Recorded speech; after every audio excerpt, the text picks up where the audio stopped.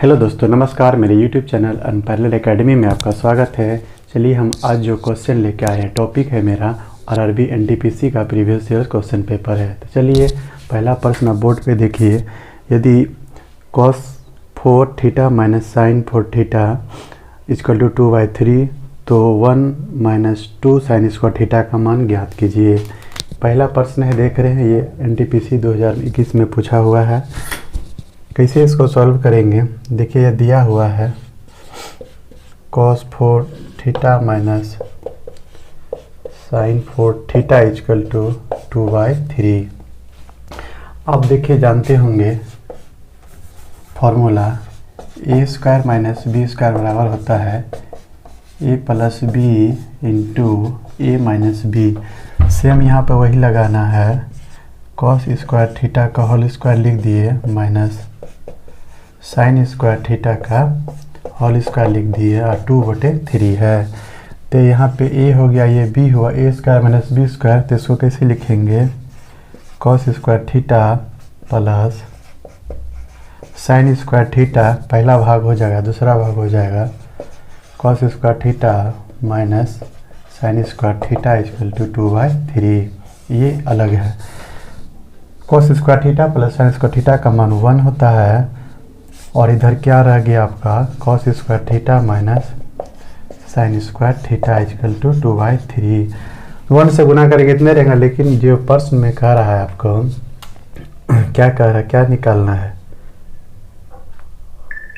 कह रहा है 1 माइनस 2 साइन स्क्वायर, cos को अब साइन में बदलना है। तो यहाँ पे आप जानवे करते हैं sine square theta plus cos square theta equal to 1 होता है। तो cos स्क्वायर थीटा बराबर लिख सकते हैं 1 माइनस साइन स्क्वायर थीटा, जहाँ cos लिखा है वहाँ पे 1 माइनस साइन स्क्वायर लिख देते हैं। तो इसके जगह cos के जगह लिख देते हैं 1 माइनस साइन स्क्वायर थीटा और minus sine square theta equal to 2/3।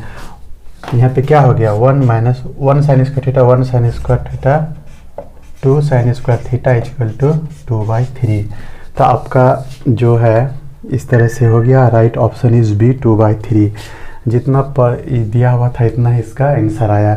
इस तरह से आपका पहला प्रश्न फिनिश हुआ 2/3। Right option is B. चलिए देखते हैं अब नेक्स्ट प्रश्न की ओर। देखिए स्क्रीन पे यहाँ पे आपको 2 प्रश्न दिखाई दे रहा है। पहला प्रश्न है, धारा की चाल 3 किलोमीटर प्रति घंटा है और शांत जल में एक आदमी के तैरने की चाल 5 किलोमीटर प्रति घंटा है। धारा के प्रवाह की दिशा में 26 किलोमीटर तैरने के लिए आदमी को कितना समय लगेगा। पहला प्रश्न है और ये दूसरा प्रश्न है। 2 प्रश्न है यहाँ पे। एक, धनराशि चक्रवृद्धि ब्याज पर 15 वर्ष में दोगुना हो जाती है तो यह कितने वर्षों में मूल राशि की 8 गुनी हो जाएगी। तो हम पहला प्रश्न को सॉल्व करते हैं। पहला प्रश्न क्या है, धारा की चाल शांत जल में। देखिए धारा की चाल दिया हुआ है, हम एक कॉन्सेप्ट बताए हैं और नहीं तो यहाँ पे देखिए क्लियर कर देते हैं। यदि ये धारा है, मान लीजिए नदी बह रही है और इधर कोई पानी नदी बह रही है तो उसका चाल हो गया वही धारा की चाल। और कोई देखिए नाव है जो स्पीड से चल सकता है, तो मान लीजिए जल शांत है तो कितना स्पीड से चला सकता है। तो यहाँ पे हो गया नाव या तैराक रहेगा उसका चाल।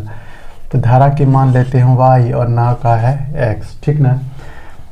इस तरह से हो गया। यदि धारा की दिशा में जाना रहेगा, किसी को कोई नाव को धारा की दिशा में जाना रहेगा, एक तो धारा अपने बह रही है, ऊपर से नाव का भी स्पीड है, दोनों जुड़ जाता है। धारा की दिशा में नाव की चाल, धारा की दिशा में नाव की चाल क्या हो जाएगा, x प्लस वाई। वही, लेकिन धारा के विपरीत रहता।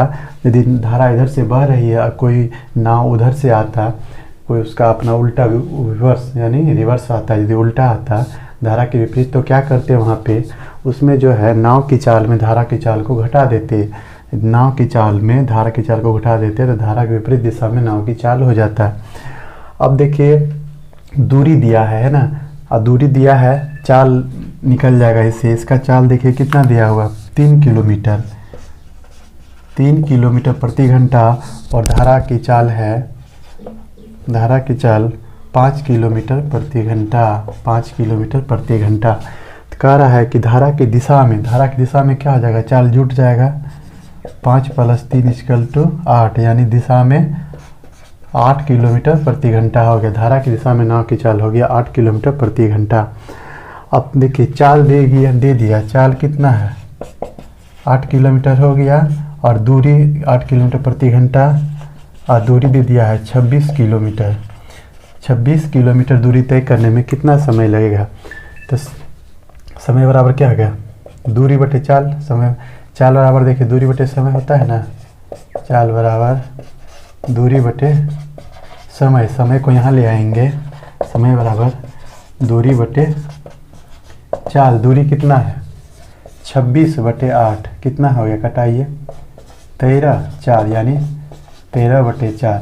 किसको पूर्णांक में हम बदलिए, 3.1/4, 3.1/4 घंटा है ना, ये घंटा हो गया 3.1/4 घंटा। Right option is B. कितना इजी है ये प्रश्न, आप यदि थोड़ा सा दिमाग लगाइएगा तो बन जाएगा, ज़्यादा नहीं थोड़ा सा लगाना है।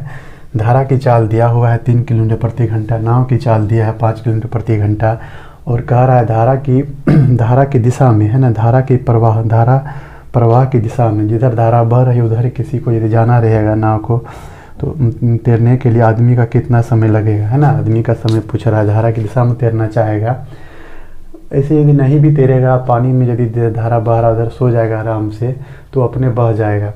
तो इसलिए आदमी का जो और यदि थोड़ा अपना स्पीड लगाएगा तो ज़्यादा स्पीड से पहुंच जाएगा। तो वही बात है, धारा की चाल दिया है और आदमी की चाल है, तो धारा की दिशा में आदमी की चाल निकल जाएगा। कितना हो जाएगा, जोड़ देंगे 5 और 3 8 किलोमीटर प्रति घंटा। दूरी दिया है 26 किलोमीटर, तो दूरी और चाल दिया है, समय निकल जाएगा इससे। इस तरह ये पहला का right option is B. Next प्रश्न जो इसी में देख रहे हैं दूसरा भाग है, एक धनराशि चक्रवृद्धि ब्याज पर 15 वर्ष में कितनी हो जाती है? 15 वर्ष में दोगुनी हो जाती है, या कितने वर्षों में 8 गुनी होगी? देखिए 15 वर्ष में 2 गुनी, कितने वर्ष में 8 गुनी। इसका आधार 2 है तो इसका भी आधार कितना है 8 को आधार 2 के रूप में लिखना है। इस तरह लिख सकते हैं 2⁻3, और यहाँ पे कोनी गुना कर देना 15 × 3 है ना, 15 × 3 = 45 वर्ष। 45 वर्ष में कितनी गुनी, 8 गुनी होने के लिए कितना समय लगेगा? इसको 45 वर्ष लगेगा। कितना इजी प्रश्न है। एक धनराशि चक्रवृद्धि ब्याज 15 वर्ष में 2 गुनी हो जाती है, तो ये कितने वर्षों में मूल राशि की 8 गुनी होगी? 15 वर्ष में 2 गुनी, तो कह रहा है कितनी वर्ष में, वर्ष पूछ रहा है 8 गुनी होगी। तो 2/q का मान 8 होता है, इसका जो पावर है और इसका वर्ष गुना कर देंगे तो ये निकल जाएगा 45 वर्ष। इस तरह से राइट ऑप्शन इज सी, 45 वर्ष। नेक्स्ट प्रश्न है जो कि बहुत इंपॉर्टेंट है। यदि मेरा वीडियो अच्छा लगेगा तो लाइक ज़रूर कीजिएगा, शेयर कीजिएगा है ना। देखिए नेक्स्ट प्रश्न है, चावल के मूल्य में 25% की वृद्धि हुई है। चावल के मूल्य में कितना % की वृद्धि हुई है? 25% की वृद्धि हुई है। ऐसे में एक परिवार को अपना पूर्व खर्च पूर्ववत बनाए रखने के लिए चावल की खपत में कितने % की कमी करनी चाहिए?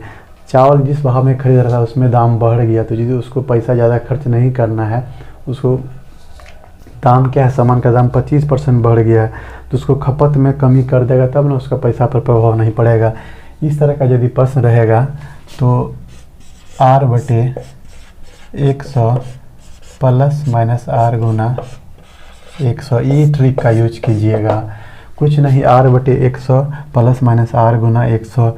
यदि ऊपर में देखिएगा वृद्धि होगा तो यहाँ पे आप प्लस दीजिएगा, और यदि कमी होगा तो यहाँ पे माइनस दीजिएगा, ठीक ना। यदि ऊपर में देखना है पहला प्रश्न, चावल के में 25% की वृद्धि हुआ है तो प्लस, कमी होगा तो माइनस, इस तरह से बनाना है। तो यहाँ पे 25 लिख दिए, कितना हो गया 125, 100 प्लस 125 गुना 100, 25 ये 5 दूनी 10, यानी आपका 20%। इसको क्या कर देना चाहिए, खपत में कमी करना चाहिए, जो कि मूल पर खपत में कितने % कमी करना चाहिए, 20%। Right option is a. कितना इजी प्रश्न है, देख लिए ना। इसके लिए मेरे चैनल को ज़रूर सब्सक्राइब कीजिएगा और अपने दोस्तों को भी बताइएगा।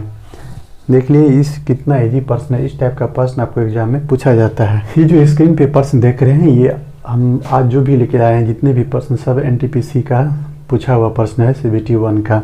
देखिए ये प्रश्न है 1 का क्यूब प्लस 2 का क्यूब प्लस 3 का क्यूब प्लस प्लस है फिर 8 का क्यूब पावर -5/2 है। इस तरह जब रहे तो इसका फॉर्मूला होता है n इंटू n प्लस 1/2 का जो है होल स्क्वायर होता है का। तो यहाँ पे n का मान कितना है 8 है, फिर 8 प्लस 1/2 का होल स्क्वायर हो जाएगा, ठीक है। बट यहाँ पे होल पावर कितना है -5/2 है। तो जोड़िए 4 और 8 1 9 9 चौके 36 का स्क्वायर हुआ है ना, और पावर -5/2 है ना। 2 2 कट गया। अब 36 को लिख सकते हैं 6 का स्क्वायर और पावर -5 है, तो 6 पर पावर -10 हो गया। हम बताए हैं a पर पावर m रहे और पावर n रहे, पावर गुना हो जाता है। बेसिक कंसेप्ट जो मेरा वीडियो चला है यानी टॉपिक, उस पर हम बताए हैं। जब आधार नहीं तो जान लीजिए a पर पावर m है, होल पावर n है, पावर यहाँ गुना हो जाता है। देखिए कितना इजी प्रश्न है। n into n plus 1/2 formula लगाए हैं, जब क्यू वाला रहता है तो उसका जोड़ हो जाता है। तो कितना हो गया 8 ब्रैकेट में 8 प्लस 1/2 का होल स्क्वायर और पावर -5/2 है। कटा दिए 2 चौके 8 4 और 8 1 9 8 1 9 हो गया, 9 चौक 36 का स्क्वायर पावर -5/2 है। ये 2 2 कट गया, पावर गुना हो जाएगा, 2 2 कट गया। 36 को लिख सकते हैं 6 पर स्क्वायर पावर -5 है, 6 पर पावर 5 दूनी 10 कर दिए। इस तरह इसका हो गया, राइट ऑप्शन इज सी, 6 पर पावर -10। नेक्स्ट जो आप स्क्रीन पे प्रश्न देख रहे हैं ये बहुत ही इजी है। यदि 110 मीटर क्षेत्रफल वाले एक आयताकार सोलर पैनल की लंबाई उसकी चौड़ाई से 10% अधिक है तो उसकी चौड़ाई ज्ञात कीजिए। क्या कह रहा है, क्षेत्रफल दिया है 110 मीटर है, क्षेत्रफल कितना है, क्षेत्रफल 110 मीटर है। लेकिन यहाँ पे कह रहा है आयताकार है, इसकी जो है सोलर पैनल की लंबाई चौड़ाई से 10% अधिक है। मान लीजिए आयत का क्षेत्रफल लंबाई गुना चौड़ाई होता है ना, तो यहाँ चौड़ाई गुना है 110 मीटर क्षेत्रफल वाले एक आयताकार पैनल की लंबाई इसकी चौड़ाई से 10% अधिक है, तो चौड़ाई ज्ञात कीजिए। चौड़ाई मान लीजिए x है, तो लंबाई हो गया 11x/10 बराबर 110 हो गया। इधर 10% अधिक है, इसका 10%, तो 11x इस तरह होगा, 10% का रहा है तो x गुना इस तरह 10/100 करते हैं, 0 करते हैं, कितना हो जाएगा, जोड़ेंगे तो 11x/10। तो हम यहाँ डायरेक्ट लिख दिए हैं। अब देखिए कितना हो गया, 11 में 1 11 0 x गुना x स्क्वायर इक्वल टू 10 गुना 10 पर स्क्वायर, यानी x बराबर कितना हो गया 10। ये x बराबर 10 हो गया। तो इसमें क्या पूछ रहा था आपका, ये इसका चौड़ाई पूछ रहा था, है ना, इसका चौड़ाई पूछ रहा था। तो 10 मीटर हो गया, चौड़ाई कितना हो गया 10 metre, right option is B, चौड़ाई 10 मीटर हो गया। ये कितना इजी प्रश्न है, NTPC का पूछा हुआ प्रश्न है। क्षेत्रफल दिया हुआ था 110 मीटर और कह रहा है लंबाई जो है चौड़ाई से 10% अधिक है। चौड़ाई x है, इसका 10% अधिक कर दिए, इसको गुना किए तो कितना है x स्क्वायर इक्वल टू 10 पर स्क्वायर। जब आधार देखिए x है, यहाँ 10 है लेकिन पावर बराबर है, तो हम यहाँ पे आधार बराबर कर दिए, x बराबर 10 हो गया। इस तरह से नेक्स्ट प्रश्न है, उस वृत्त के व्यास की माप ज्ञात कीजिए। उस वृत्त के व्यास की माप ज्ञात कीजिए जिसकी परिधि इतना है। एक वृत्त दिया हुआ है, कह रहा है इसका व्यास क्या होगा, d बराबर पूछ रहा है, जिसकी परिधि दिया है, परिधि होता है 2πr, लेकिन परिधि दिया हुआ है 8.8 cm, 2π का मान 22/7 r है ना। कटाइए 11 8 88 11 दूनी 22, कितना हो गया, और फिर 2 r बराबर 14 है ना, गुना कर दिए, वो r बराबर इतना आया, तो त्रिज्या इतना निकला, परिधि व्यास क्या होगा 2 गुना त्रिज्या, व्यास बराबर 2 गुना त्रिज्या, यानी 2 गुना 1.2 इक्वल टू 2.8 कितना हो गया 2.8 cm हो गया। परिधि दिया हुआ है, वृत्त की परिधि दिया हुआ है 8.8 cm। इससे हम परिधि होता है 2πr, 2 पाई का मान 22/7 r है। इससे r निकाल लेंगे, इसका दोगुनी कर देंगे तो ये आपका क्या निकल गया, व्यास निकल गया। यदि दोगुनी कर दिया और नहीं तो यहाँ भी निकाल सकते थे। चलिए इस तरह में आपका इजी में समझ में आया होगा। ये आपका प्रश्न हो गया, राइट ऑप्शन इज सी। प्रश्न है मेरा बेसिक कॉन्सेप्ट के आधार पर है। ये कितना इजी प्रश्न है, चलिए इसको देखते हैं। सिर्फ ये लंबा है, कितना है 9 पर पावर m है गुना 3 पर पावर 5 है गुना 27 पर पावर q है और बटे 3 गुना 81 पर पावर 4 है, इधर 3 पर पावर 9 है। तो कुछ का मान पूछ रहा है, m का मान पूछ रहा है।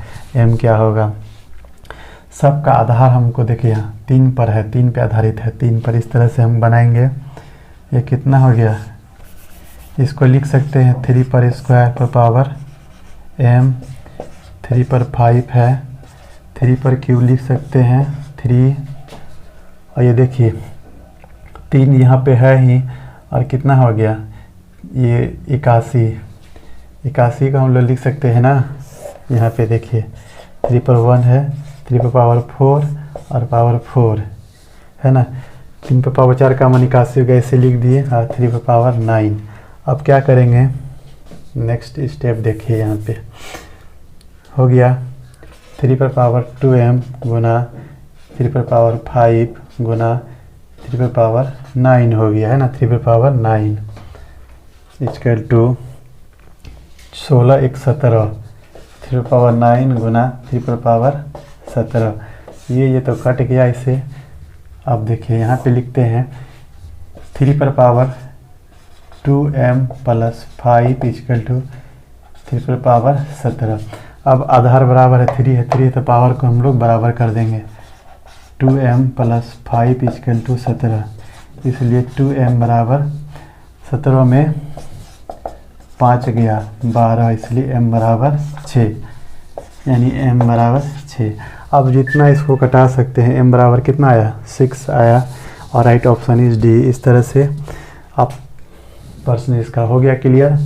चलिए आज के लिए इतना ही, मिलते हैं नेक्स्ट वीडियो में। तब तक के लिए जय हिंद दोस्तों। यदि मेरा वीडियो अच्छा लगे तो चैनल को ज़रूर सब्सक्राइब कीजिएगा। Thank you.